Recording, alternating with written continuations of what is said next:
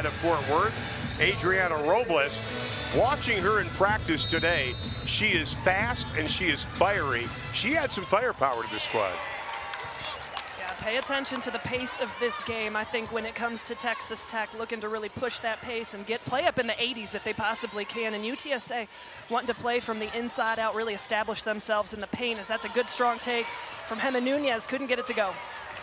And the takeaway inside, Nunez on the floor, gets it up to Sarah Sonogo. Let's take a look at UTSA's starting lineup. You got to keep an eye, obviously, on Odo, Cheyenne Rowe, Mia Hammonds, Demara Allen, and of course Robles. Rounding out their starting five, they are down a bunch of players because of injuries. We don't expect to see Maya Linton tonight. She was in sweatpants at shoot-around, but they lost Taylor Ross for the year. They lost Sima Odu also for the year. From the outside, Rowe. That's going to be a travel. We'll go the other way with him. Well, and historically, UTSA, they do a great job of really crashing the boards. You saw that shot go up. There was about 3 orange jerseys just really collapsing the paint, looking to try and secure that rebound. Last year, they had a plus 8.5 against their opponents on the glass. Let's take a look at Tech's keys to the game. All yours. All right, number one, protect the paint. UTSA, as I said before, they're going to try to play from the inside out, establish Udo in the paint, and then play with great pace. As I said before, that's one thing Krista Gurley continues to preach about this team. We want to play fast. We want to be in the 80s. Well, you saw a great play by Odu, just realizing what Sonogo was going to do. You look at any Karen Aston team, they pride themselves on defense. Their identity is defense and also defending in transition. Sonogo with the block, but the nice follow comes from the left side. Nice job by Mia Hammonds, the sophomore from Cibolo, Texas. And again, Sarah Sonogo last year, 54 blocks. Hardy has 2 this year.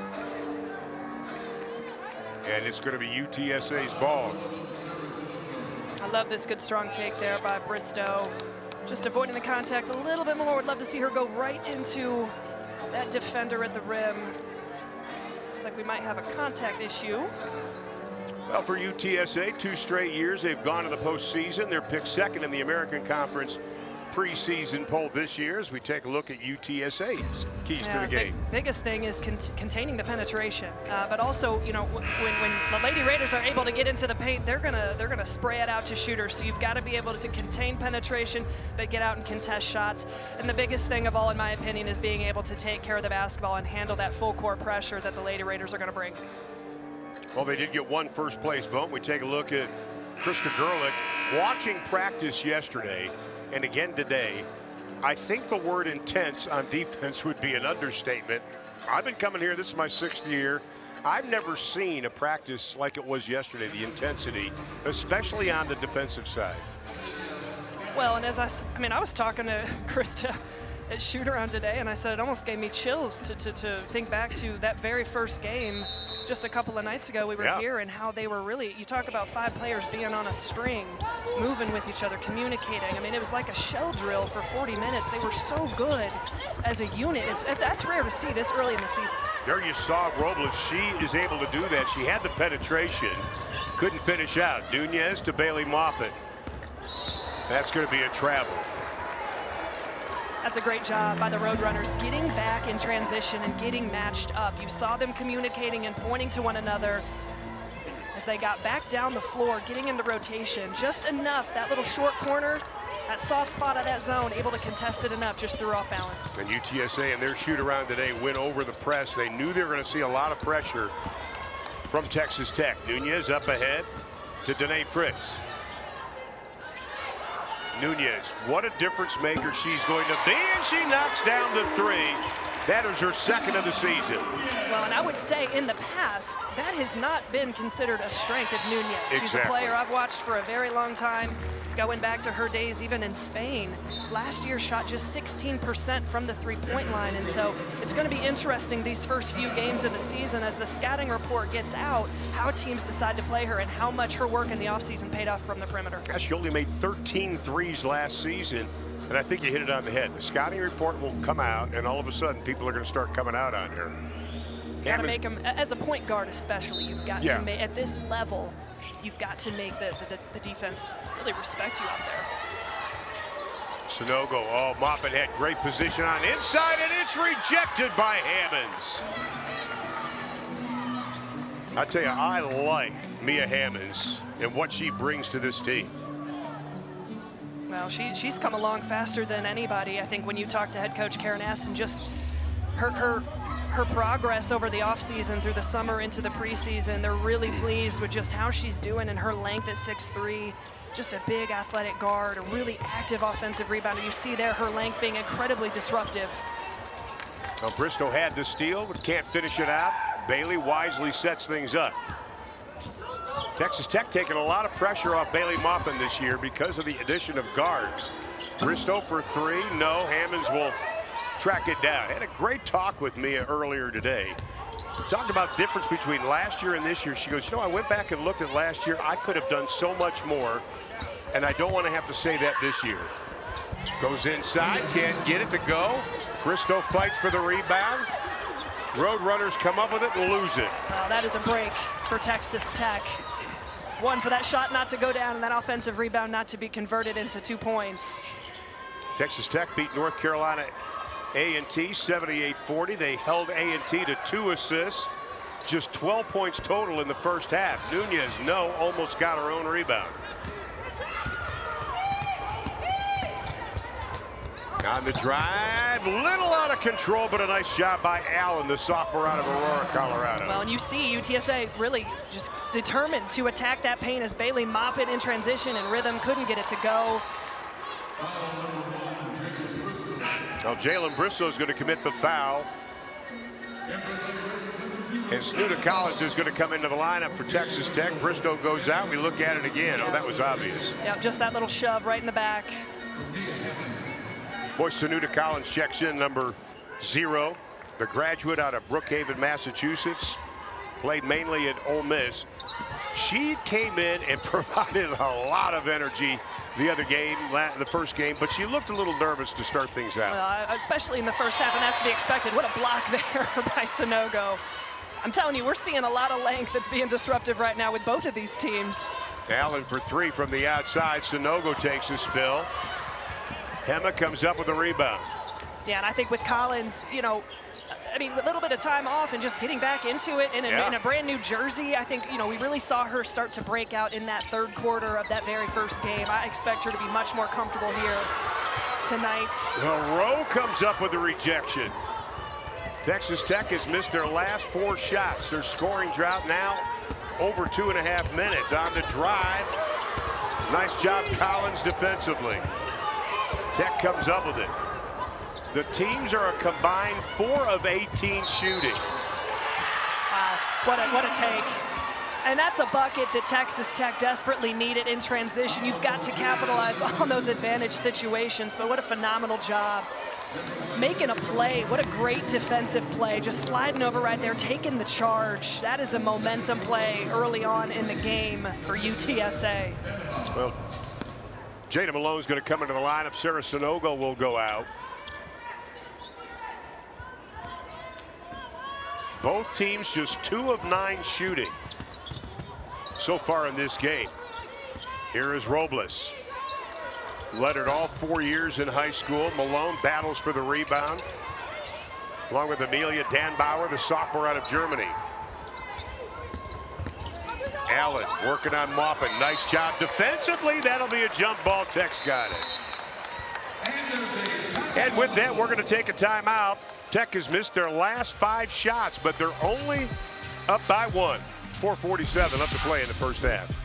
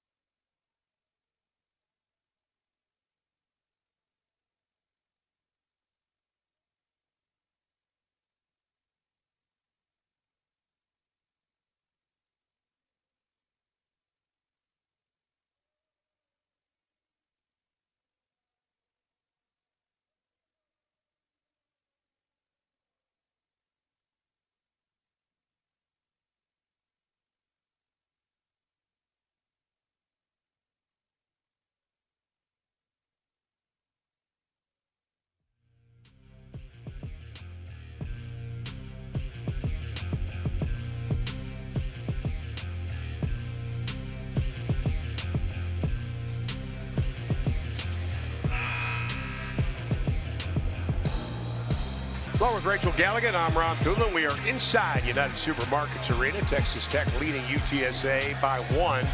Last year, UTSA was an outstanding rebounding team. They were +9 in rebound.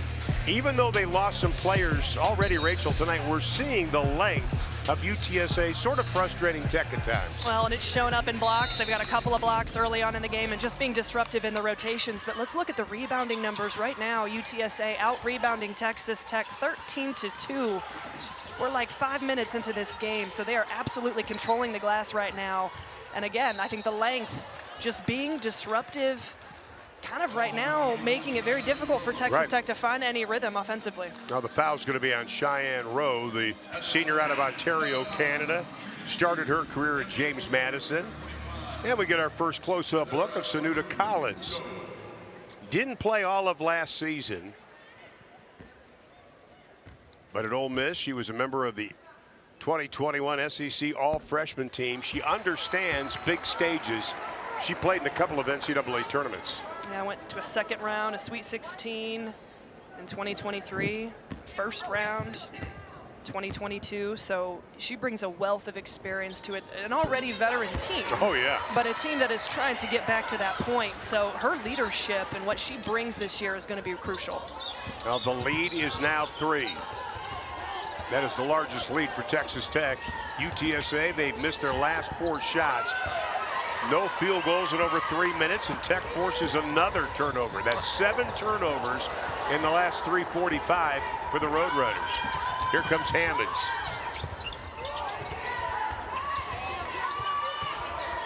A 3 from the outside, Barry Odo.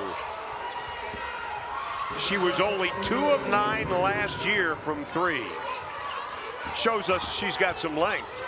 Well, and she was hyped after that one. About a 23% three-point shooter, but man, when you got a big player like that in the post, trailing, and that rhythm shot, that is money for a player like her, and she was feeling herself after that. I like how they put Dan Bauer up front to kind of disrupt the offense. Collins, no. Malone's got it. Back to Collins. Couple of dribbles, pull up. No. Hammonds takes away the rebound. Mia Hammonds averaged just under 2 rebounds a game last season, but played only 16 games. That's going to be an offensive foul. We'll go the other way. The foul's going to be on Udo, and that's something that Karen Aston was telling us, even on our Zoom call. They got to keep her out of foul trouble. Yeah, that was another key. If I got more than 2 keys, I would have added that one in there. Yeah, just making really. sure that Udo stays out of foul trouble. They need her on the court. As I said before, she anchors their defense, and she's very much their vocal communicator on the court. But right now, I want to talk about Texas Tech. You know, they forced 10 turnovers, but I don't know how much they're necessarily being able to capitalize on those on the offensive end. Right now, shooting just 18%. Desperately need a shot to go down.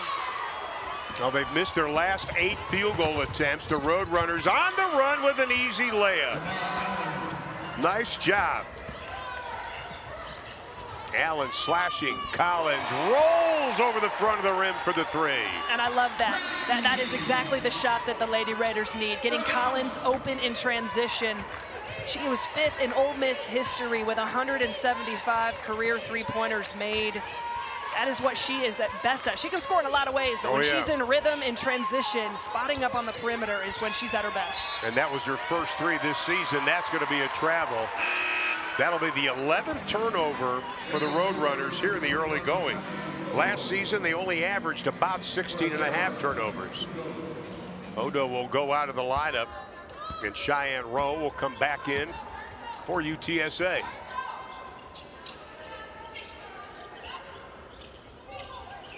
Nunez. Moppet, a little bit of an opening. Wow. She got it in the head, still got it to go, and Bailey is down. Well, what an acrobatic play. That's a shot that Bailey Maupin can make more times than not. And she obviously, as we've talked about so many times, does not shy away from contact. She is an extremely physical guard, but definitely took a couple of bumps there, one in the side of the head and maybe one right in the front, as you see this right here, just right at the temple, right above her ear. So certainly hope Bailey's okay. She's up now. making her way back. Amelia Danbauer out of Germany, just a sophomore, is the one that got her. But I tell you, Bailey is, over the years, come on, anybody that gets up at 5 o'clock in the morning when they were in high school to make sure the cows are fed, they're tough. Unbelievable. Some days I start feeling sorry for myself and I got to get up early, and I just think about Bailey Maupin in high school and just how tough she is feeding the cows and working on the farm. Unbelievable. One of the toughest players in the country, in my opinion. I agree, and I had a chance over the years to get to know her mom and dad. A great family. Just fun to be around. And her brothers are going to Tech now. Yeah, twin brothers, freshmen here, Texas Tech. That's a pretty cool story. I asked her, I said, how is that for you? Do you like having them here on campus? Wesley and Walker, and she's like, oh, it's amazing. You know, my family's always around, but it's cool to be able to overlap a little bit here. Foul was on Hammonds, by the way. That'll be her first personal foul. Texas Tech has only hit 2 of their last 10. Closing in on 135. And that'll be a travel. And that's great defense by Mia Hammonds there on Danae Fritz. And again, that's a 6'3" guard defending you who's extremely lateral and athletic. That's what I'm talking about, when it may not show up in a block or a deflection, but that length just being disruptive. This isn't something that Texas Tech, now granted it's only the second game of the season, but they didn't see this the other night against North Carolina A&T. UTSA doing a nice job on the press. They're keeping their composure when they see the double coming. Hammonds from 17. Collins showing hops. We know Collins has hops. She had a block the other night that was incredible, and a rebound that impressed us. She plays a lot bigger than 6'1". 60 seconds left here in the opening quarter. Lady Raiders up by 3. Jalen inside, easy bunny shot, and she cleans it up herself. Jalen Bristow is so impactful there in that short corner. That is that soft spot, whether it's against the zone or a man. She is so good, an active cutter away from the ball, and she's able to just grab that pass and sweep it. Got her own rebound, finished around the rim. It'd be good to get Bristow going a little bit offensively. I know Krista Gerlich over the years, she wants to finish out quarters on a big run. She's on a 7-0 run right now. Now Sonogo and Maupin want to get back into the lineup. We've got a whistle and an offensive foul. And that'll be on Jada Malone. With 27 seconds left to play here in the opening quarter. Yeah, she was trying to establish position, looking for that high-low down on the block, but extended that forearm. You can't do that as a post player. The way the non-conference schedule is set up, Krista Gerlich has teams that have won their conference regular season, and she scheduled UTSA because she know they're a well-coached team. And this is going to be a test for the Lady Raiders. Robles uses the body, and she is going to be fouled. See, I just don't think that's a situation where you need to foul. You know, allow your length. You had a defender behind, you had a defender in front, and allow your length to just be disruptive. This is a tough shot. Robles is not a very big player, but to bail her out and send her to the free throw line, that's a bit of a breakdown. Robles stands 5'5", and she'll go to the line to shoot 2. Scoring drought, 246 for UTSA.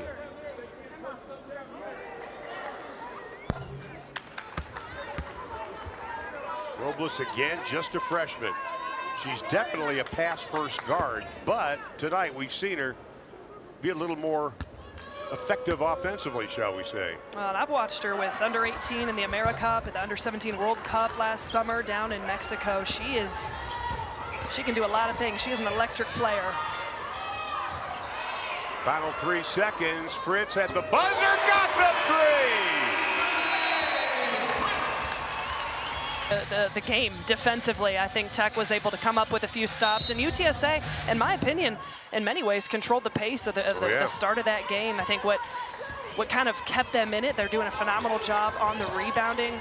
Right now, out rebounding Texas Tech 15-7, but turning the basketball over. And again, I don't know that Texas Tech was able to really capitalize on that, as that's a big 3 for Jada Holloman. And you can see the turnovers, 11-6. Holloman, though, knocks that one down. Holloman, the junior out of McAlester, Oklahoma, started her career at UTRGV. Only 16 games last season. Nice position inside, but Odo with the rejection. What a play on the basketball by Udo, and then turning it back over. Jaime Nunez will look to play an advantage, and that time it will go. That is what Texas Tech has to do. They've got to take advantage of those 2-and-1 situations. How many times have we seen so far in this early game a turnover, and then whatever team it might be will turn it right back over again? I mean, you can tell it's early on in the season. Right now, it's 18 total turnovers in this game. I've known Karen Aston, the head coach of UTSA, a long time, going back to her days at North Texas. Transition defense has always been a strong point of her team. I'm sure she's not pleased with what she has seen tonight. It's hard to defend turnovers, and that's what that last possession was. That'll be another one for UTSA. That'll be their 13th of the game. You need Texas Tech now. You know, they've got to try to extend this lead on these types of situations. You do a great job in the half court, force the turnover. Now come down and execute in the half court. I wanted to say that last play is a great example. Bailey Maupin got a hand up, made him kind of throw the pass a little too high, and then you had Jalen Bristow in great defensive position. That's what caused the turnovers. Correct. And that's what Tech started doing a better job at in the final 3 minutes. Now Sonogo gets pounded. And that's going to be a whistle and a foul. That'll be, they're going to call that against Texas Tech. No, I think it. They will reverse that. Yeah, I think so. I was like, let's see, I saw 3 orange jerseys, and the person in the white jersey is the one that took a knee. Amelia, Dan Bauer will come back into the lineup. Had a great talk with Dan Bauer, the sophomore out of Germany. Had to know if she knew Elisa Geisel-Suter, who plays for the Dallas Wings. That's my shameless plug for the Wings, by the way. Shout out to Jose Fernandez. Yeah, congratulations, a good friend of ours. Whistle and a foul. But Dan Bauer's one of those players, has a lot of talent, and she is eager to learn, and she is excited to be at UTSA.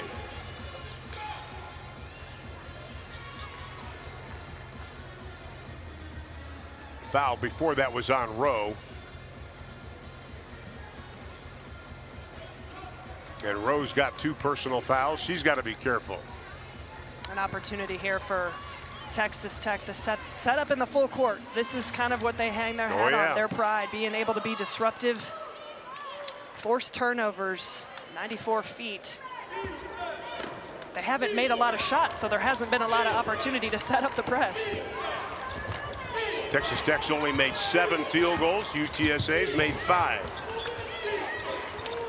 Crowd likes the defense. Allen working on Maupin. They show the double. Nice job, Texas Tech. Robles inside. No. Odo the rebound, and she is going to be fouled. That is what makes her so tough. Understands the flight of the ball. She's watching it as it goes up. She's got great hands. She's got great power to her game. I think she's got an opportunity this year to average a double-double in the American. Now, she had 6 double-doubles last season, Udo did. They call her the enforcer, and we can see why. 6'1" junior out of Plano, Texas, 2nd-team all-conference in 2025, preseason all-conference this year. 74% from the stripe last season. I love how she says her mom's the one that put her into hoops. I think they were thinking volleyball. That wasn't going to work. Already up to 6 rebounds in this game. That was her average last year. Now Sinai Beans in the lineup, a top recruit out of Louisiana, the freshman. Another tall player at 6'3". When Karen Aston took over the Roadrunners, competing in their new conference, the American, they knew they had to get bigger, and they have. Tech will have it with 13 on the shot clock. Oh, they'll reset it at 20. I was surprised today we were at the shoot-around just how long the Roadrunners are. Yeah, they've got a lot of great size. I mean, and again, with a team that lost 65% of their scoring from a year ago, set a school record for wins. This is a little bit of a rebuilding type of year. That's going to be an offensive foul. And that is her 2nd. Yeah, it will be. And that hurts. Head coach Karen Aston said, you know, I look forward to this game. I look forward to this season. I look forward to failures. I look forward to being exposed because it's going to tell us what we need to work on. This team is not going to be like last year, but this team expects the greatness that last year's team was, and I love that from them, but it is going to be a process. We're going to have some learning curves. We got a lot of new players, and we got a lot of players that have to step up and accept bigger roles this year. Allen, beautiful drive, and she is going to be fouled on the play. Fritz goes down hard. That foul's going to be on Fritz. And I think Krista Gerlich wants to call a timeout.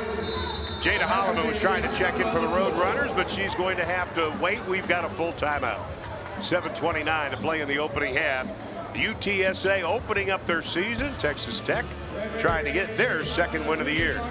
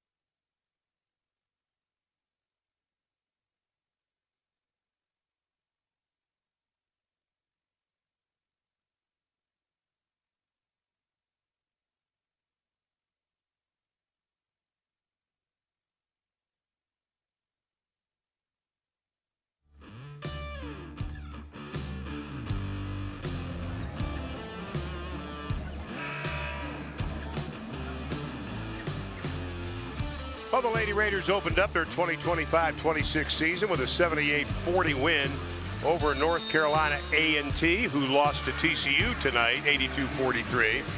But you see what Jalen Bristow did. 5 double-digit scores. And I was kidding Christy yesterday. I said, I don't think going back to your days at UTA, I called the game where 5 of your players were in double digits. Yeah, I mean, Emma Nunez had 15, Danae Fritz chipped in 11, Bailey Maupin 11, Snutta Collins 15. I think it was exciting to watch the offensive production out of that team. At one point, led by as many as 40. You could just see the confidence. It really bled out, not just defensively. We know that Texas Tech is going to defend, but offensively, to see the shots going down, and more than anything, and we talked about it in the open, was the confidence of Jalen Bristow and how she has made such a massive step from last year to this year. And there's the confidence. That's the second game in a row she's done that with us. I think her ears were burning a little bit. I think they were. Jalen Bristow out of the metropolis of Holiday, Texas, population 1,570. Robles out front. We were expecting to see Ariana Hardaway, the transfer from North Texas, at the point guard spot, but we have not seen her. And I don't think she's dressed. I think right now they only have 8 players available. Yeah, it is a very short bench for UTSA right now, but you really wouldn't notice. I mean, I have been so impressed. But, you know, I shouldn't be shocked. It's a Karen Aston team. Yeah, exactly. So they're going to come out, they're going to be tough, and they're going to defend, and they're going to have a ton of energy. But right now, yeah, that's a team that are dealing with a number of injuries and players deep on their bench that are unable to suit up tonight. And that was one of the real keys for this UTSA team coming into this season. They had to answer the point guard question. They had to fill the role of Nina De Leon Negro. And they thought they got the point guard, obviously, with Hardaway. I mean, she was great last season. Averaged 3.5 assists for North Texas. Second free throw won't go down. Over 3 minutes, the Roadrunners have not been able to hit a field goal, but they're only down by 4. Both teams staying in the man-to-man tonight.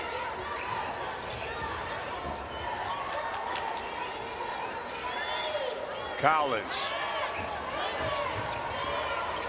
Working on Hammonds. Hammonds, nice job defensively, poking it away to Allen.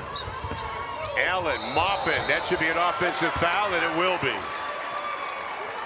Yeah, just that dip of that shoulder. Great momentum play, and great job of Bailey Maupin reading that contact on the drive. I mean, gosh, I said it again. Back and forth, a turnover, and then you come down the other end. Neither team doing a great job right now of capitalizing on turnovers. And I think that's a case of Bailey Maupin reading the scout and also watching tape on Allen, because one of the things on Allen, she's good in transition. They knew she was going to try to score in that case, and Bailey did a good job defensively. Bird Martin can't get it to go down. Still looking for her first field goal of the season. Hammonds up top, the long three. And this is where you got to push pace. You get him to take a quick shot like that, sprinting down the floor, and see if you can get a disadvantage situation. Good right point. now, UTSA is doing such a great job of building a shell defensively. And that was a heck of a take right there by Jalen Bristow. UTSA was not fully set in their half-court defense. It almost looks like at times they're playing a zone with how sunken in and how much they're trying to defend that paint. And Jalen Bristow, great job of just catching it on the perimeter and using her length to attack the basket. Bristow now up to 7 points in this game. Well, I think one of the keys for Bristow, too, is she's really shown that she can stretch the floor playing in that 4 spot. Now you go out to get her at the up front, and she blows by you. UTSA, no field goals over 4 minutes. They find themselves down by 7. 6-0 run for the Lady Raiders. Hammonds launches the 3. I'm not sure that was an advised shot. 2 of 8 from the three-point line, and it's almost Texas Tech wants to force contested perimeter shots. Now, not that they're not respecting. Right. That one wasn't even contested in any way, shape, or form, but you can tell both teams right now doing such a good job of really trying to focus on the paint. And that's going to be a grab. That'll be on Odo. And that'll be her second personal. 6-0 run for the Lady Raiders. Nunez will bring it in. She got the Lady Raider Dominator Award for game 1. Maupin, no. Nice job, Martin, tracking it down. Good hustle play. Bird, nice ball fake, gives it up. Nunez. Maupin pokes it away, and it'll belong to the Roadrunners.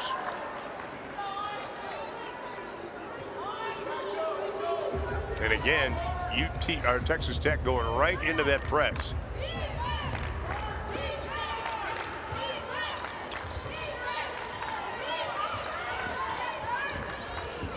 Robles has done a nice job in her first collegiate start.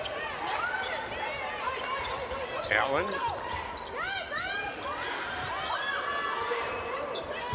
Plenty of time on the shot clock. Robles doesn't wait. Nice job, Jalen Bristow pulling down the rebound. She did a good job with the backside. That's her second board. You love a player who can grab a rebound and run the break the way Bristow can do it. Collins, that was an interesting shot over her right shoulder, it looked like. lead is 7. And that is incredible recognition right there of Allen and Udo communicating. You had the mismatch with Gemma Nunez guarding Udo. That ball has got to go inside. That is going to be a very high percentage shot. It's a great job at Udo from demanding the basketball. Oh, Udo caught Karen Aston's eye. She was actually scouting another player in Plano. She thought, I like this young player. Bristow, no. Rebound taken away by Rowe. Averaged just under 4 boards last year. Robles! Talked about her being fast and fiery. We're seeing that. She's tough. I mean, this is this is a freshman in her collegiate debut. She definitely doesn't look like it right now. Tech has missed their last 4 shots. We're inside of 3.5 to play here in the opening 20 minutes. Collins on Maupin, little back cut, and gets the layup. That's great patience in the half court out of Collins, just allowing that look to progress. You had the first cut, then you had the secondary action, just being patient and allowing the play to develop and allow Bailey Maupin to cut away from the basketball. She's so good at reading the defense. I was almost going to say the offense started to get a little sticky there with the ball. From the outside, Rowe knocks it down. That's her first field goal of the night. Rowe out of Ontario, Canada. 7 double-figure games last season. She's mainly known as a great offensive rebounder. Outside, Martin, no. Collins pokes it away. And it'll be Texas Tech's ball. First official said, I don't know. Second official said, I'm not sure. Third official went, I think everybody's eyes went from one to the other to then the final one. Which is the way the officials are supposed to work. And our officiating crew, Angelica Suffren, also officiated in the WNBA. Kelsey Reynolds, Natasha Brown.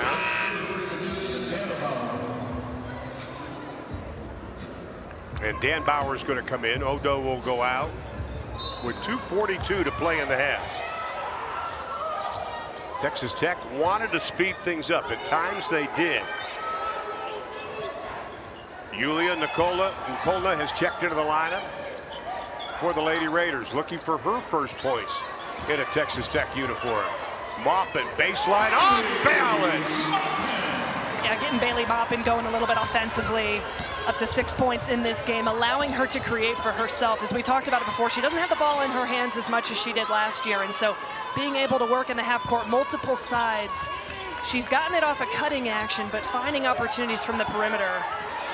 Quick hands by Maupin, 12 on the shot clock. UTSA has hit their last 3 field goal attempts. Low scoring first half. And Jada Holloman will come back into the lineup. While at UT Rio Grande Valley, she was a member of the WAC all-freshman team. Very talented player.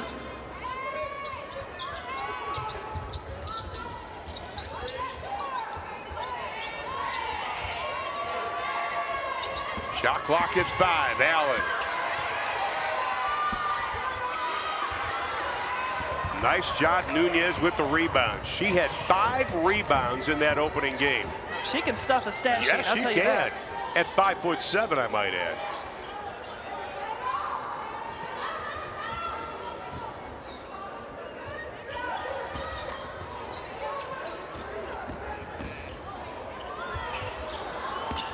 Poked away with 1:33 to play in the half, and it'll belong to the Roadrunners. It's been kind of up and down a little bit for Tech tonight. At times they looked like they did in that third quarter against North Carolina A&T, but at times the ball gets a little sticky. Yeah, I think defensively, pretty solid overall effort. On the drive, no. Bristow pulls it away. But offensively, as I'll use your word, sticky at times. The perimeter shots aren't necessarily falling, just 29%, 4 of 14, and like I said, I think you give credit to UTSA. They're doing a great job defensively with their length, with really controlling the paint. As I said before, they're building a shell in that man-to-man defense around the paint, and they're forcing kickouts from the perimeter, and the perimeter shots aren't falling. Well, you look at UTSA last year, they were inside the top 25 in rebound margins, offensive rebounds, 12th in winning percentage, 22nd in scoring, 23rd in rebounding. They were a good basketball team. They lost players, but that doesn't mean they're not going to be good this year. Hammond's outside, no. Well, they're struggling with her shot. They're a disciplined basketball team, and that's the culture that Karen Aston has built. You know, you might lose 65% of your production and your minutes, but the culture that she's built and the expectation of these players is set. Nunez for three, no. On the follow, and that's going to be a foul called on Danbauer. Nikolna will go to the line, the junior out of Prague, the Czech Republic, and Shelton State Community College. No, that's what you got to do. I mean, Nikolna coming in, new to the team, was a first-team All-American last year. She was ACC Player of the Year. But coming in, and right now, Krista Gerlich's looking for an answer a little bit offensively. You know, somebody come in and make a play, be impactful on the offensive glass. Right now, Tech has not really attacked the offensive glass, looked for opportunities, and so that's what you got to do if you're Nikolna. Come in and just try and make a play and make the most out of your minutes. And we saw her miss the free throw. She spent a lot of time yesterday on her free throws. Everything seemed to be short. Final 24 seconds. The lead is 5. UTSA, no points, 2.5.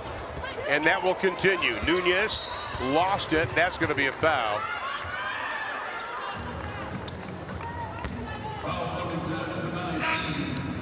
And that'll be on Bean.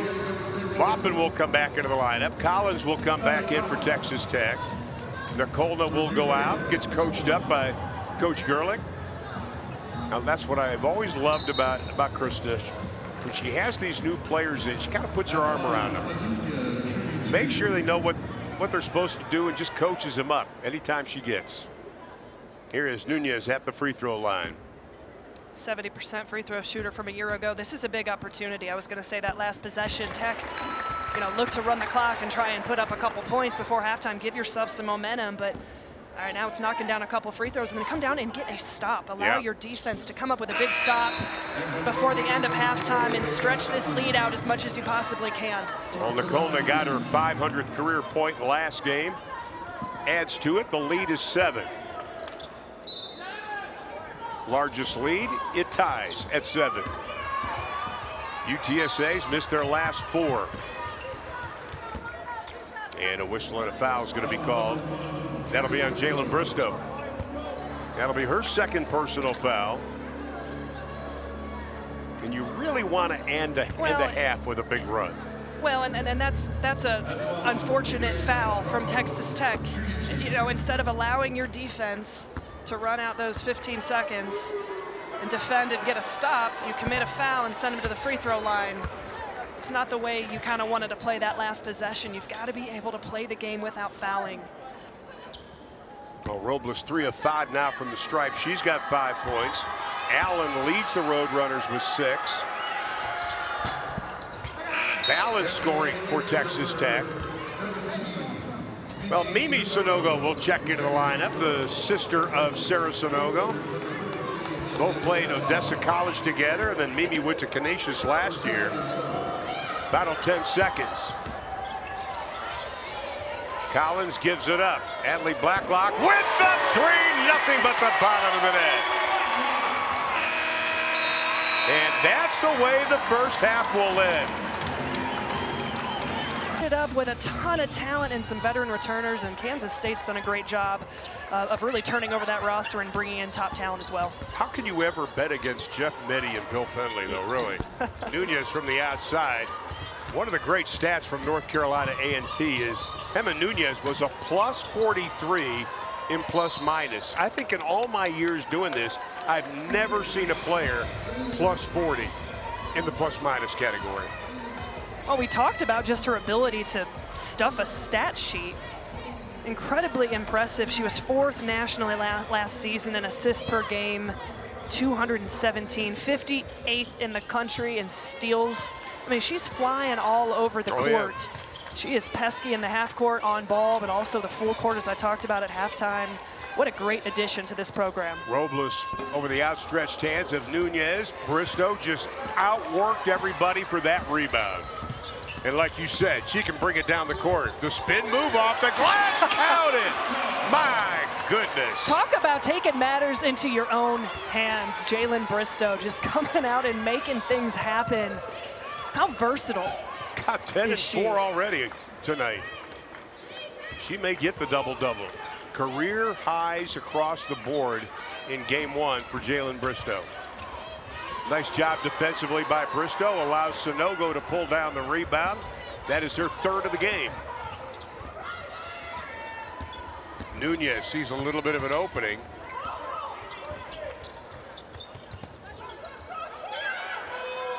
Maupin cuts through. Sanogo pops out. 10 to shoot. Sarah, nice little pump fake, and that's going to be a blocking foul on Robles. That's one thing. That's a rarity to have a freshman who comes in and is willing to step up and take a charge the way Robles is. She's now tried that 3 times tonight, and honestly, I think that might be a little bit debatable the way I looked at both of the referees, and they were kind of, it could have gone either way, but a great take there by Sanogo. As you can tell, out of halftime, immediate reaction for me, Krista Gerlich challenged her team to be more aggressive at attacking the paint, trying to give UTSA a little bit more of a taste of their own medicine. They've done a great job of protecting the paint, but that is an area that, in my opinion, Texas Tech, fell in love with the perimeter shot a little bit too much in the first half. Sarah Sanogo made her first free throw of the year, and Jalen Bristow over the top. That'll be her 3rd personal foul. I want to get back to Sarah Sanogo, though. We saw her with a little pump fake. A lot of us feel she could average 9, 10, maybe 11 points a ball game. It's just getting that footwork down. Nice hustle by Allen. And she's going to be okay. That's a quick turnover from UTSA. And we're going to review this, have an opportunity to see. You see Bailey Maupin does a really good job of walling this off. Wow, I didn't realize she went over the seats. Yeah. Just walks it off like nothing happens. Oh my goodness, I'd be in bed for a week after that. Well, her dad, Deveron, all played college hoops, so we know she was taught well. We know she's got a little bit of toughness. And Angelica Suffern's going to go over there as we look at it again. Nice job by Bailey. Kind of putting the keister out a little bit to make sure she didn't get it. Yeah, I think this will be a fairly quick review, in my opinion. It's very clearly from our angle. Well, while they take a look at that, we'll take a quick break. Lady Raiders lead it by 11, biggest lead of the game.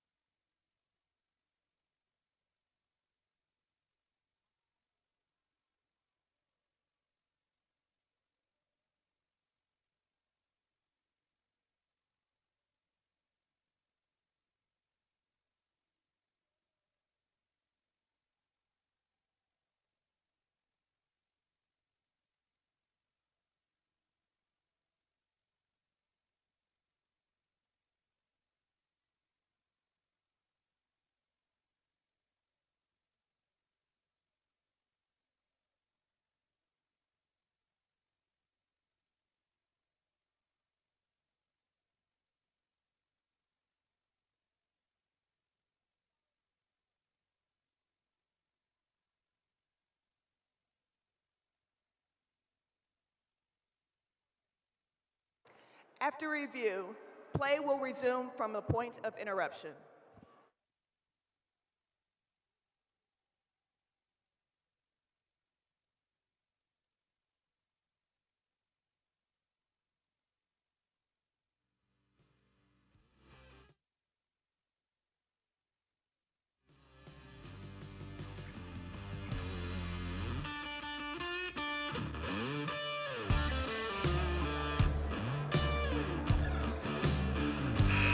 Well, after taking a look at it, the officials decided there was nothing malicious about that. So the point of attack, we're just going to pick it up right there. And Texas Tech will have the basketball, 20 on the shot clock, 8:32 to play here in the third. Again, Texas Tech had the lead at halftime, 34-26, after leading by 6 at the end of the first quarter. You look at the third quarter against North Carolina A&T. Texas Tech scored the most points in that quarter than they did in any quarter all of last season. They seem to really get it together. That's going to be a turnover. And that'll be the 10th for the Lady Raiders. The turnovers were a problem last year. That's just pretty good defense by Odo. They showed the double on Robles. Quick hands, Nunez. But you look up at the shot clock and it's 17. So Texas Tech did a good job defensively, just taking UTSA out of their offense. Well, just hounding the basketball. I mean, they understand. I guarantee this was talked about. Hey, we've got a freshman point guard out here who's trying to handle this pressure. We've got to be disruptive. But you love the fact that UTSA, you know, able to get it into the half court and get a post touch. Nunez, nice job. They're going to call jump ball. And I can guarantee you that Krista Gerlich challenged her squad at halftime to be more aggressive on the glass.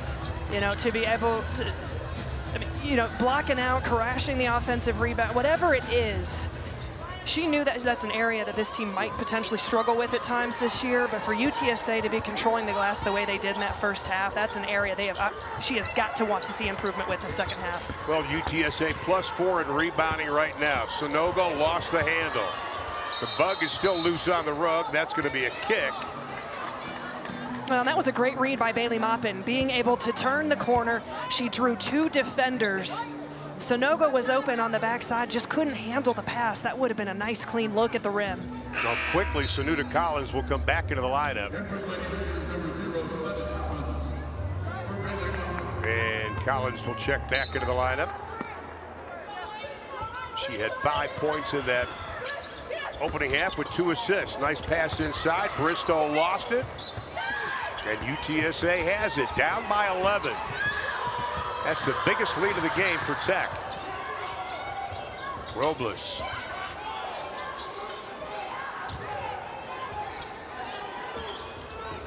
Allen.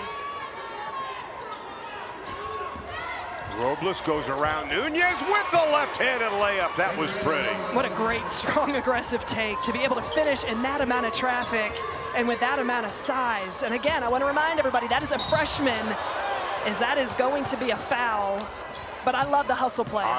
If I'm Karen Aston, I'm handling that. And she told us before, she was like, I absolutely love Adriana Robles and just the hustle, just able to get, not only does she make a big bucket, then coming down on the defensive end of the floor and just playing with her heart and soul, just getting a finger on this, diving on the floor.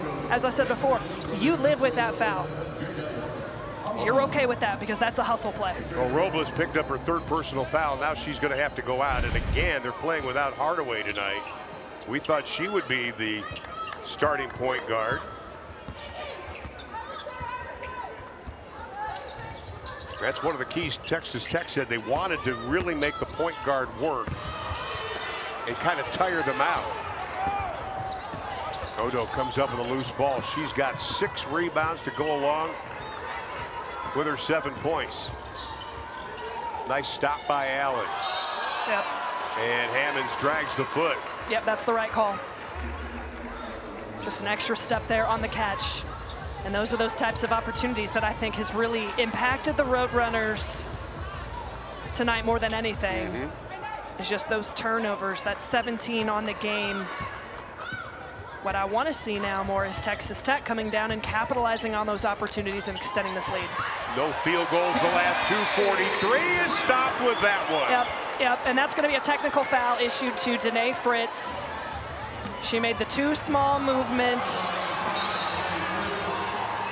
And then we have a little pushing and shoving. I'm not sure what happened there. Now, Danae did get the technical, and they're going to have to sort this out. Yeah, so first thing I'm paying attention to is who left the benches here. This is going to take a little bit of time here to see. Well, if anybody left the bench for UTSA, they're in trouble. They only have 8 players.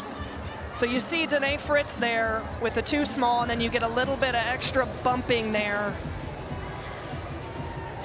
out of Udo, and then Jalen Bristow kind of bumped her. I think that was the George Clooney Fine School of Acting on the part of Odu.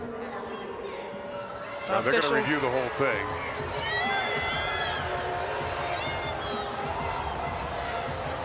Now Bristow just kind of walks over.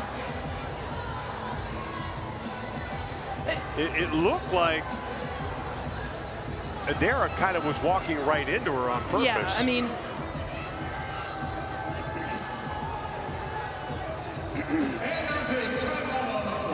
obviously the shove there from Bristow is what is going to stand out the most to the officials right now. I don't know that you can necessarily prove intent of Udo kind of walking into her, but you can see, you know, how situations like that can escalate. Tensions are high. And we're going to take a break. 39-28. The officials will take a look at it. We hope to have the answer when we come back.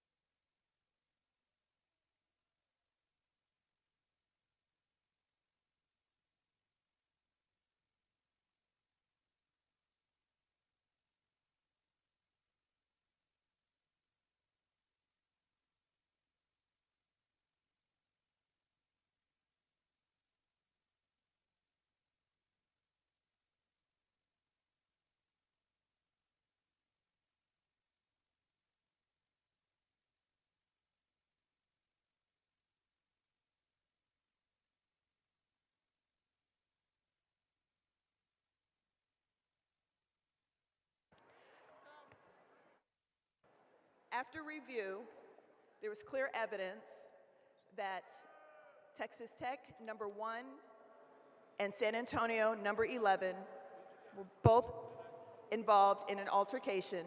Therefore, they are subject to flagrant foul penalty 1s. Those penalties offset each other. Play will resume from the penalty from the initial technical foul issued to Texas Tech, number 5.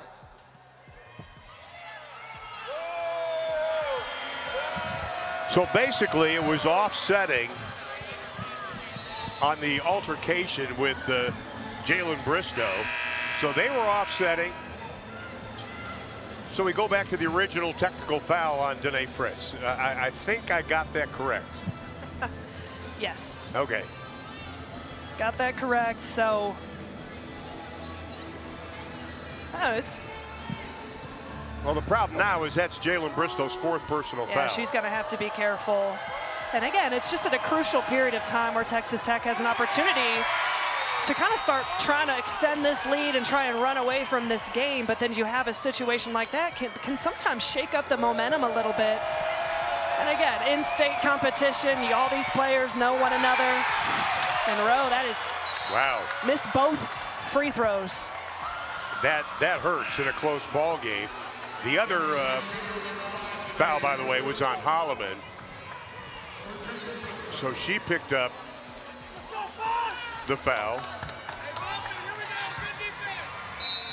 Boy, that hurts, though, when you miss those free throws. Rose, normally outstanding free throw shooter, last year at over 75%. So the lead stays at 11. But you mentioned the big break in the action, just when Tech seemed like they were starting to put things together.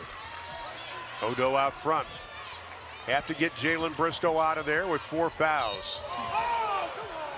Allen on the drive, and she is going to be fouled. Well, and UTSA just continues to do a great job of attacking the paint. They haven't necessarily been able to do it with paint touches with Udo, but off the dribble, Allen doing a great job of just being aggressive and finding ways to manipulate the traffic and get herself to the free throw line.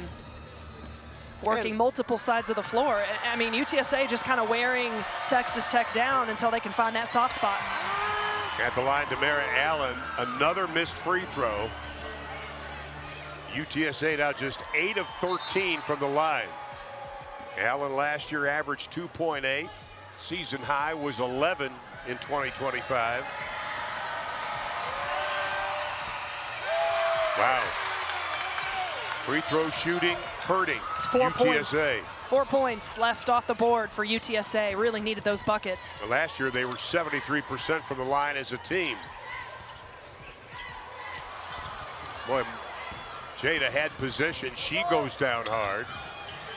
Malone's got to be careful because she's also playing with 3 personal fouls. Hammonds, they're going to call that a travel. I think that was a good call.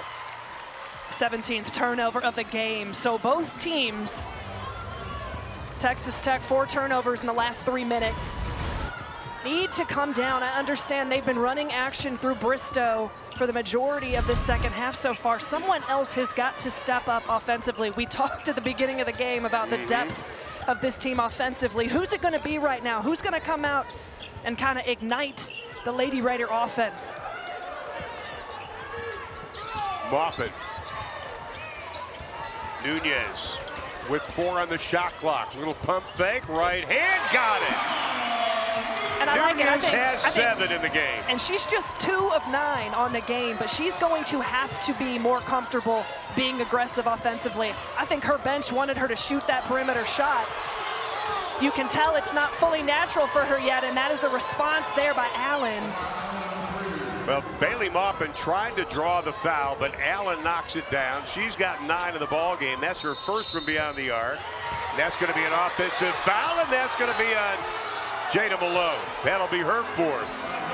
Well, I'll tell you right now, Jada Malone and Udo are going at it on the block right now. It is extremely physical, but again, we saw it in the first half. We saw it again in the second half. You cannot extend that arm bar as a post player. She's extending that arm bar. That's the right call from the officials. Now Krista Gerlich puts Sonogo back into the lineup. Again, Bristow with 4 and Malone with 4 for Texas Tech.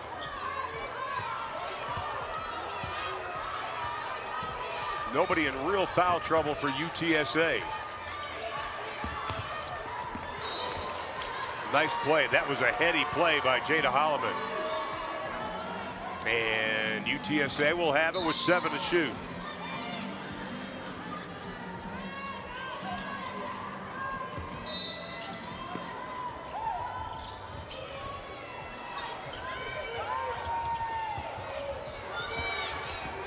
Three on the shot clock.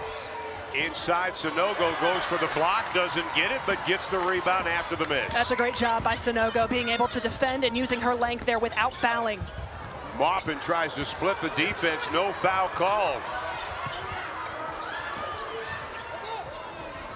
Hammonds breaks the press, quickly picked up by Collins. Hammonds has struggled shooting the ball tonight, just 1 of 8. Nice dish on the inside. The one dribble, and with a left hand, Rose got it. That's really good poise down on the block. One of the things that Texas Tech was concerned about Rose, she does a great job of drawing contact. They want her to finish over length, and she didn't that time. Lead down to 8. That'll be a turnover. That'll be the 18th turnover for UTSA. But somehow Texas Tech has got to get the wheels back on. They have 5 turnovers over the last 3 minutes. No, it's gut check time right now. You know, we talked about the pace. You have Jalen Bristow on the bench right now because she's got 4 fouls. I mean, this game, points are at a premium right now. You're looking at 2 very defensive-minded programs that are disciplined on that end of the floor. So it's like a chess match, whether it's the full court or in the half court.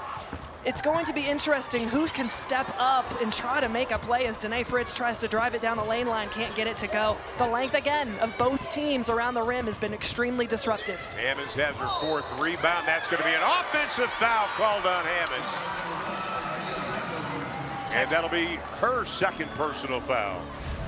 Texas Tech right now in about a 2-minute scoring drought as UTSA's hit a bucket, but not really been able to capitalize on these 5 turnovers in the last 3 minutes and 20 seconds. This is a crucial possession, okay? You've got 3 minutes to go in the 3rd quarter. Nothing's going right. You don't have a lot of momentum right now offensively. Who is going to step up? That's what I want to see out of this team right now. Who is going to step up and make a play? It's got to be Bailey Maupin. Or Collins. Buried the 3. And that's a veteran player kicking it out to a veteran player. Simple plays. Bailey Maupin.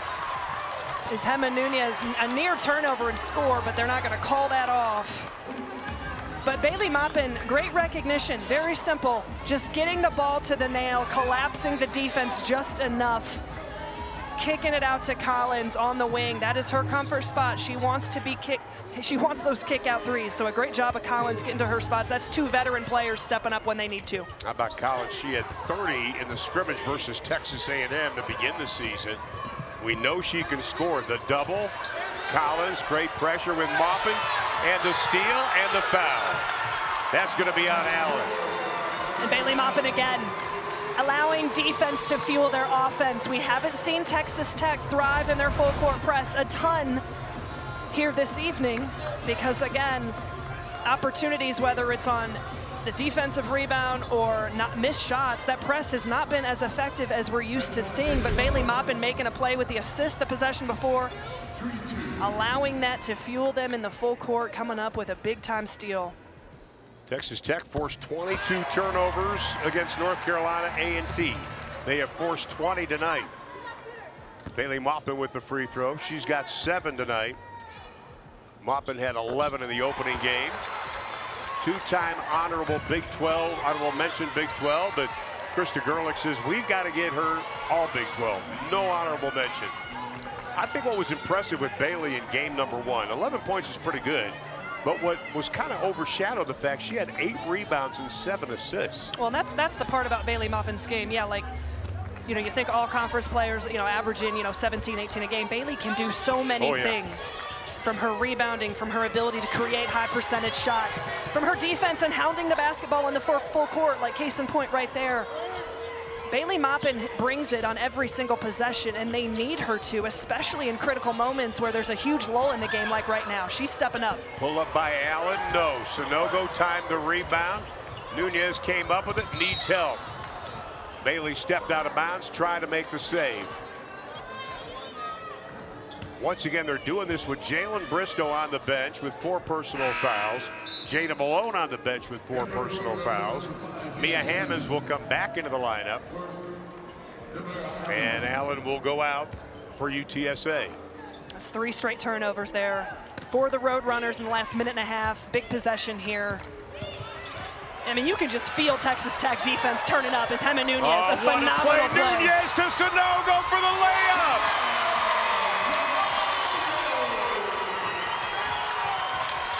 What a job by Gemma Nunez. 7-0 run now for the Lady Raiders. The lead is 15, biggest of the game. Inside, the miss by Rowe, but a foul's going to be called. Got to go back to Gemma Nunez. When we first talked to Krista, even before game 1, she was talking about Nunez being a difference maker. We've seen it in the first 2 games. Well, just during this drought, you know, right now, the third quarter is sometimes gut check time. Oh, yeah. Whether you're at home or whether you're on the road, and understanding that as a veteran player like Nunez is. And we talk about how, yeah, they need a point guard. She can, you know, facilitate. She can control the pace. There hasn't been a ton of pace in this game. Hasn't been a ton of opportunity for pace in this game, in my opinion. But her hustle on the defensive end of the floor and the way she hounds the basketball, a play like that can single-handedly change the momentum of a game. Texas Tech has outscored UTSA by 5 here in the third. Last year, third quarters were kind of the Achilles heel of Tech. Not so far here in the first 2 games. UTSA switching up to a zone right now, looking to kind of force a perimeter shot. That's the type of shot they wanted to force, but you can't give up the offensive rebound. Fritz for 3, buries it, but what a job by Sarah Sonogo to keep the ball alive. Texas Tech has hit 5 of their last 7. UTSA has not hit a field goal in over 2.5 minutes. Inside, whistle and a foul is going to be called with 63 seconds left in the third. I tell you, the job Sarah Sonogo did, and those are the things that don't go in stats, just to keep that ball alive. Adley Blacklock will come into the lineup, and Bailey Maupin's going to get a rest. Also, Ham Allen will come in for UTSA. Ogu will also come back in. And at the line, it's going to be Amelia Dambauer. She's one of the players that's worked her way up the ladder as far as the German national team. Played for Germany in the 3x3 during the summer. Only 8 games last year, but the coaching staff was very high on her, talking to them earlier today about Amelia. Said she's one of those players that wants to get better at everything she does. And somebody got a little eager, jumped into the lane. It's a lane violation, so yeah, that's a discipline situation right now as UTSA continues to struggle from the free throw line right now, just 11 of 17. By her look, I'm going to say College is the one that jumped in. Second free throw is good. Final 55 seconds. Again, as Rachel mentioned earlier, Krista Gerlich wants to see this game in the 80s for them offensively. Sonogo battling. 7 to shoot. Collins from 16 goes 15.5.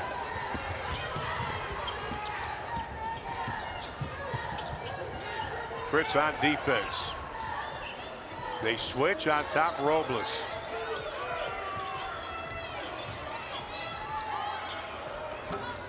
From the outside, Nunez with the rebound. She threw it up, hit the back of the backboard, so it'll belong to UTSA. But again, here is Nunez at all of 5'7", in there getting rebounds. Plays so much bigger than she actually is. On the quick turnaround, nice job. That is a tough shot right there. Was pushed out of the lane probably about 8 to 9 feet. But to take that type of contact, she thrives in the contact. And she's got 9 points in the ball game. All right, so it's understanding time and score right now. You got 1.5 seconds on the shot clock. Blacklock will get it into Nunez. Catch, shoot on the way, back of the iron. 26.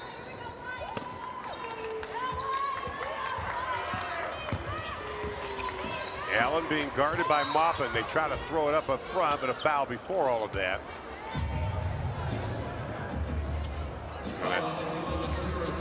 That'll be on Sarah Sonogo.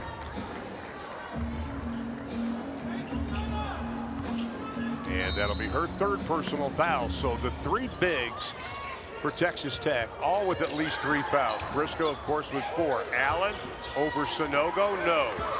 Nunez pulls down the rebound. That is her 7th rebound of the ball game. She had 5 in game 1. Collins sees an opening, left hand, counted, and she'll go to the line. That's tough. I mean,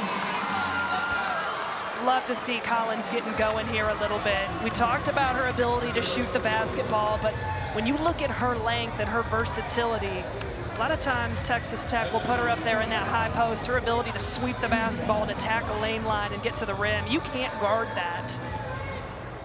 Collins, last year at this time, she was selling Nissans. That is an unbelievable story.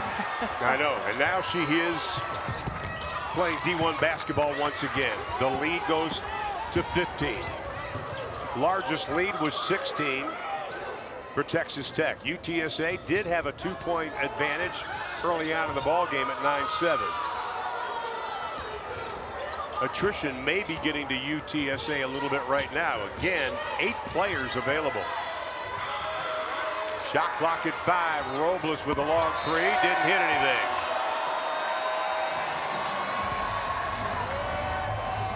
No, and that was something that you know Texas Tech talked about before the game, is we've got to be able to control the pace and run and wear them out, because we know that their bench is not as deep as it is intended to be right now. And I will give Karen Aston and her squad all the credit in the world, as Collins is heating up right now for Texas Tech. She's up to 14 points, 3 of 5 from the 3-point line. But as I was saying, Karen Aston, I mean, what an unbelievable job by this group right now. Oh, yeah.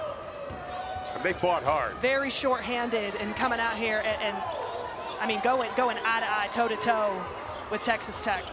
They try to answer with the 3. No, shot clock did not reset. Collins, by the way, was 0 for 3 from the arc in game 1. Sonogo poked it away. Inside, and they surround Odo. Well, and you get, if you're Texas Tech, you get UTSA, you bait them into taking the shot. Collins wanted her to shoot that shot because her length, she can go up and contest it on the actual release. You get her to miss it, but you don't do a job on the glass. You don't finish blocking out with a rebound, and that's where Udo really punishes you on the offensive glass. She is so impactful. 7 rebounds in this game. You can see why she's the best offensive rebounder in the American. Preseason all-conference. Once again, Texas Tech has won 14 in a row over UTSA. The last time they played here was November 2023. Tech won in a close one, 93-58. What made that impressive, Sydney Love played in the game for UTSA. She is now on the bench for Texas Tech. They've sat her out the last 2 games. Should be back fairly sure. They just take care of a medical condition. Collins on top. Nunez. Nunez gets a step on the defense. Maupin with 3 to shoot. Lets it fly. Got the 3. Texas Tech 9 of 24 from beyond the arc. Well, the 3 ball was not falling that first half for Texas Tech. I think they were taking a lot of shots that first half that were not in rhythm. You know, you're catching the basketball, you're hesitating for a second, you're not catching it and releasing like you practice, and that's a big difference I've caught here this second half, is just rhythm perimeter shots they've been able to get into. So Bailey has 11, what she had in first game. Collins bangs in. 16 for Collins. And then Bailey Maupin commits the foul, but still, again, Collins. You know, it was funny, earlier, before all this, the season even started, Krista Gerlich was telling me, she goes, I wouldn't be surprised if Collins starts for us. But she says it's a decision you want to make. You take her off the bench, you get that firepower. Well, and it's too early in the season to really understand rotations. You also could take the 6-man approach. I mean, you got that coming off the bench. A player that has, in my opinion, all-conference potential in the Big 12. It is so versatile and so veteran.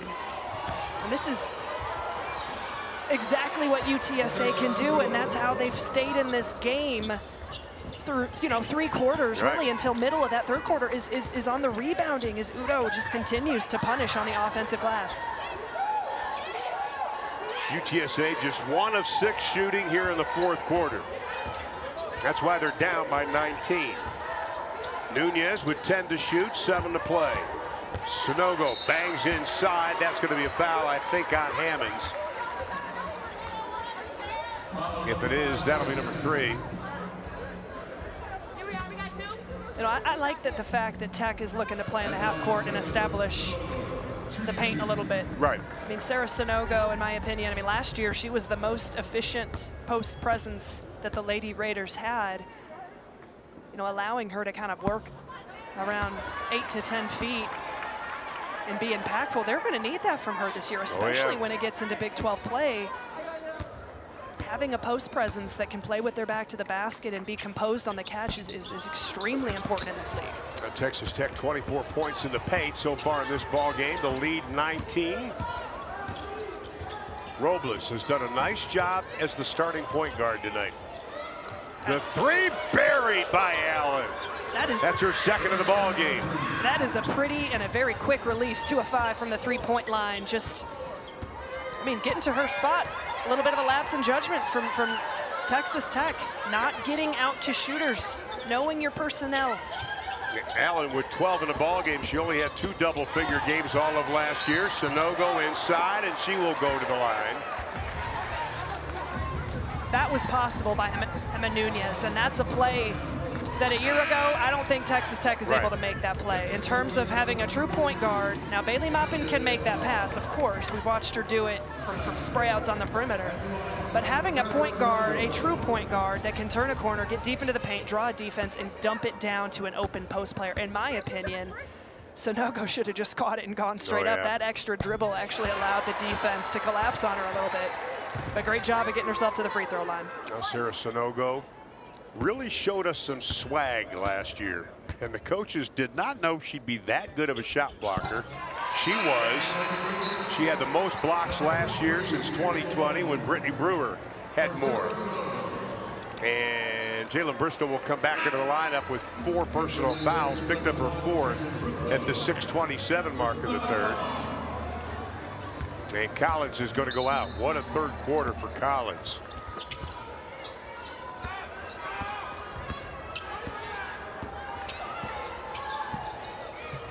Collins 8 points in the 1st half, 8 points in the 3rd quarter.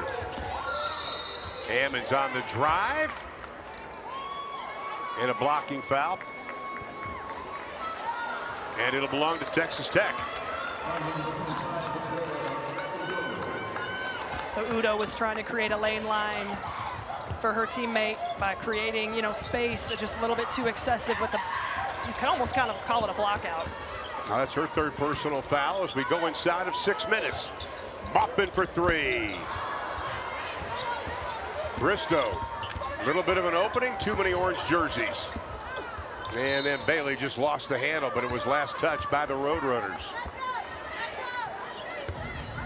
And Emily Dambauer thought it was their ball. She was already sprinting down the other end. Nunez will trigger it in. Boy, Bailey Maupin tried to set the pick, and she got clobbered by Odu. It has been a physical game, without a shadow of a doubt. Oh, yeah. Allen up top.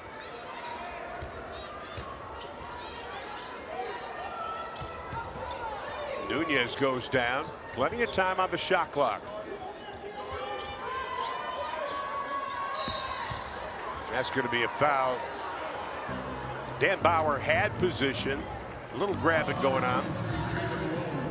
That'll be on Malone. That'll be her 5th personal foul, so she is out. That's tough. That's a really difficult night for Malone. 5 fouls in just 8 minutes of play. They've got to have her on the floor. The Texas A&M transfer really provides a lot of depth in the post. She's going to have to play the game without fouling and continue to find her rhythm here. No points for Jada Malone. She goes out. Hammonds, nice save right into the hands of Nunez. Nunez pushing it. Fritz launches the 3.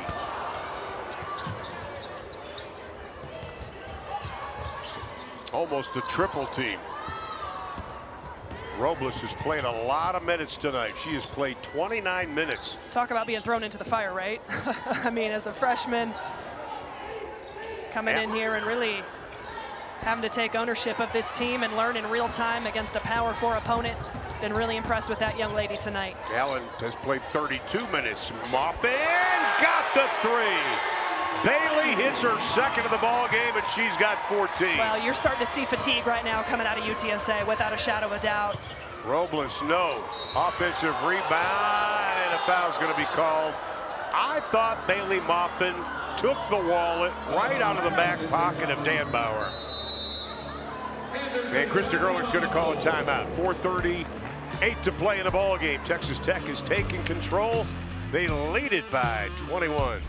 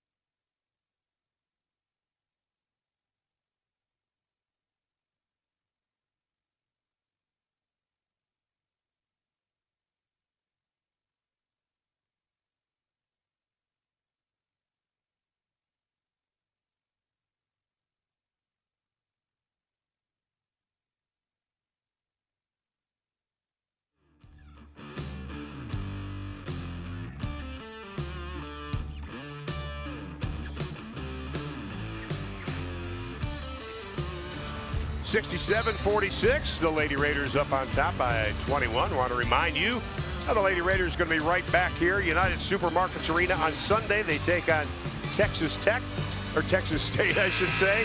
Tip off at 2 o'clock. You can watch the game right here on ESPN+. Better yet, come on out to the game. It'll be a great weekend. You have the women tonight, the men tomorrow, the football game on Saturday with BYU, and then cap it off by coming to a women's game. Shout out to the staff. Now, I know a lot of people aren't leaving until Sunday because my flight is booked, getting out of here Sunday night. So instead of lolling around the hotel, come to the United Supermarkets Arena. Well, shout out to the Texas Tech athletic staff. Got a busy week ahead of them right now in the midst of it. But hey, that's what this year's all about, right? Best time of the year. I know. When everything overlaps. Lead down to 20. 4:37 to play. Got to tip your hat to UTA again. We've talked about it briefly, but Karen Askin getting this team ready. You know, without Hardaway, without a number of different players that were out because of injury, and they fought hard for 3 quarters. I think it's evident why this team was selected second in the American, even though in a lot of ways they have had to reload or at least ask for returners to step into a bigger role. Sonogo, great job on the offensive rebound. That is one she just could not get it to go. And Bean's going to be called for the foul, the talented freshman out of New Orleans, Louisiana. I'm excited to watch UTSA hit full strength. Yes, yeah, absolutely. I mean, the foundation is there. They've got the length. They've got the speed, obviously, at point guard. Just got to get everybody healthy. Sanogo, 9 points tonight to go along with 6 rebounds, bettering what she did in game 1 when she had 4 and 5. Really starting to understand the game, Sarah. Last year was a learning experience for her. Here is Robles. She and Hammonds both playing 30 minutes in this game. You don't see that usually this early in the season. Hammonds up top. Rowe. Shot clock at 7. Nice defense by Tech. Robles over the outstretched hands of Maupin. No, Fritz the rebound. It's a really good overall defensive possession there by Texas Tech, being able to defend multiple sides of the floor, force a tough, low percentage shot at the end of a shot clock. Well, Adara Odu sitting on the bench of UTSA. She's probably done for the evening. Don't want to take a chance of her getting hurt. Whistling a foul's going to be called underneath. Well, you look at Adara Odu, though. She ended up so far tonight with 13 points to go along with 9 rebounds. Feels like she had 19. It seems like she had a lot more than that. And Bailey Maupin adds to her total. Bailey last year, solid year for Maupin. Averaged 11 points. Or averaged 13.6, I should say. Oh, maybe she's not going to be done. Udu's going to come back into the lineup with 3:32 to play. Maupin was 16. Roadrunners no field goals the last 3:16. Tech almost forcing the turnover. Allen comes up. That's going to be a double dribble.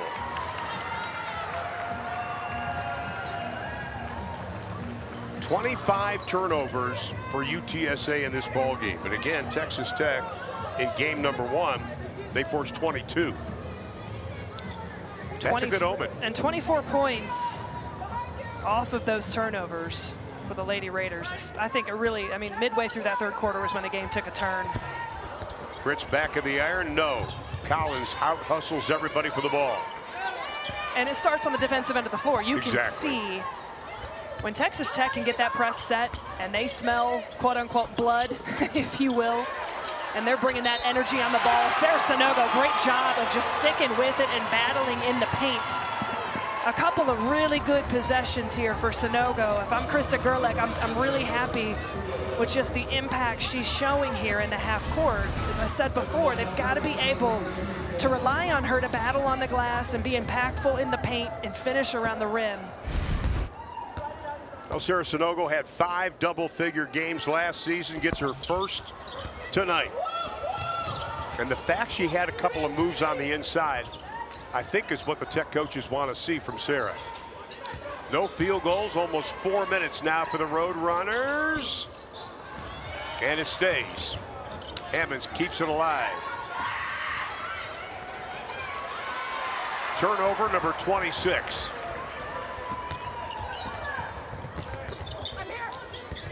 Bristow uses the hand to try to create some space. Back out, Fritz.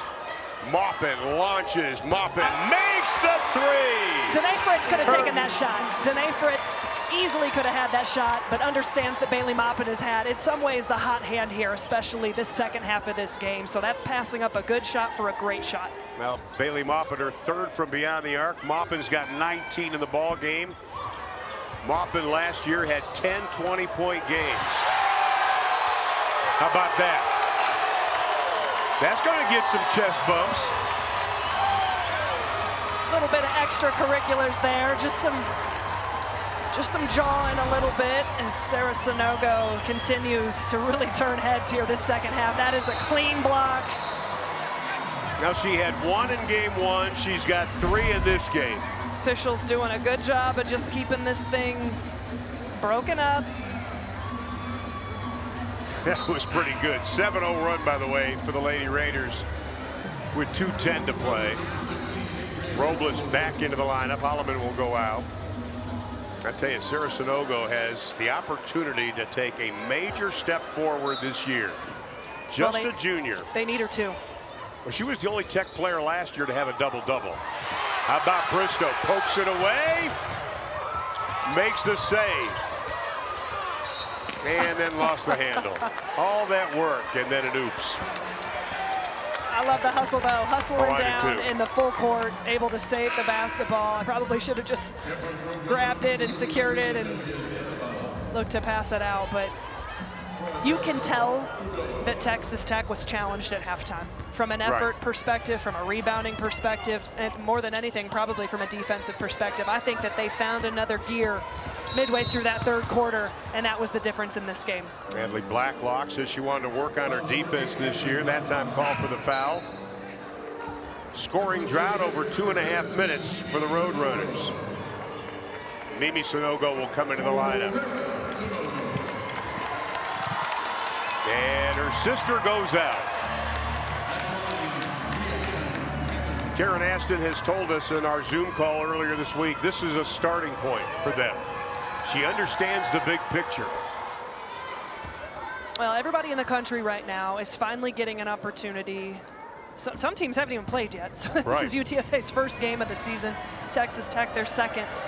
But this is vital to have this opportunity. You're so used to going against yourself, going against the scout team. You don't quite know where you stand, especially a team like UTSA right now. I know Karen Aston has a lot of things that she can be proud of with this group tonight, especially that first half and the effort that they, really came out with on the defensive end of the floor. But more than anything, they're going to get better when they can get into the film room and dissect this game, talk about things and decisions that could be better. How about Mimi Sonogo, her first points in a Texas Tech uniform. Bailey Muffin, by the way, went out with 19. Foul's going to be called. Is that going to be on Jalen Bristow? And it will be, and she will foul out of the ball game. So Bristol will leave with 10 points and 7 rebounds.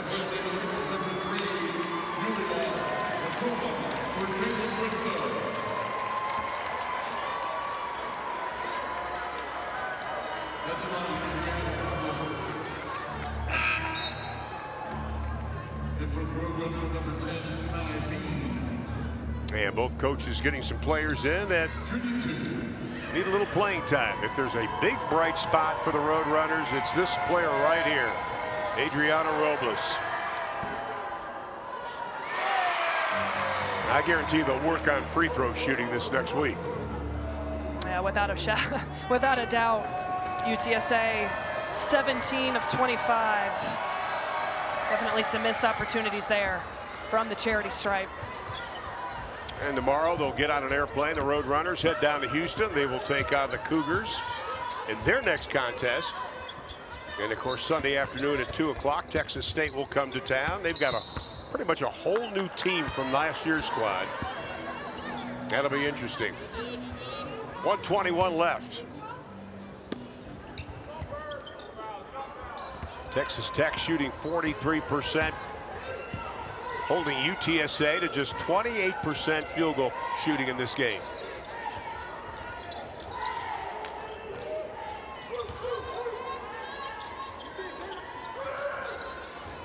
From the outside, no whistle and a foul, and out of the pack, Bird Martin gets nailed, but I think they're going to call the foul against UTSA. We'll go the other way. 63 seconds. Bird will go down and shoot some free throws.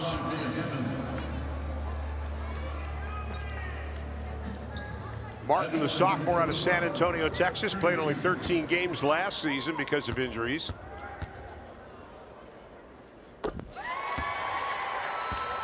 And I told you it was a physical game. 46 foul calls in this game so far. Wow. Way too much. Martin makes the free throw. She only took 2 free throws all of last season, and she's taken 2 tonight.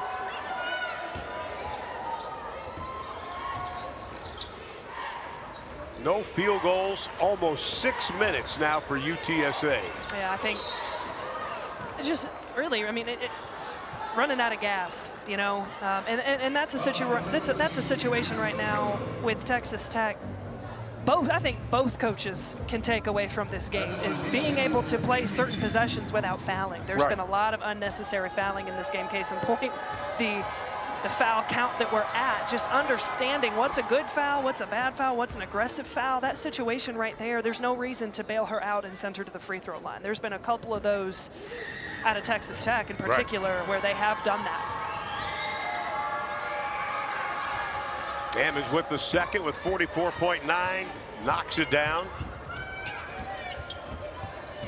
But the lead is 26. Good job defensively though by Tech, holding UTSA to no field goals over the last 6 minutes plus. Blacklock looks inside to Sanogo. Martin. Little hand-to-hand combat with Dan Bauer and Sanogo. Dan Bauer commits the foul.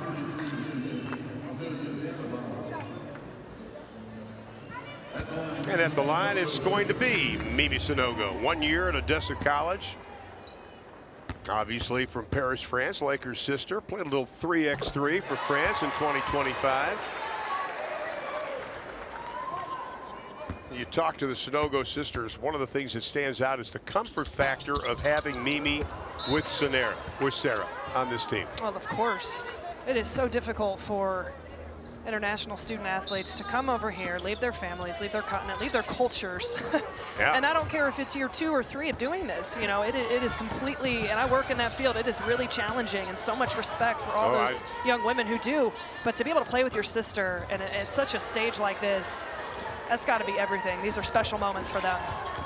That's going to do it. So the Lady Raiders of Texas Tech are going to go to 2-0 on the year as they get ready to take on Texas State on Sunday. After a first quarter that was pretty close, Texas Tech just blew it open. They had 5 players in double figures in game number 1. They've got 4 in double figures tonight, led by Bailey Moffitt with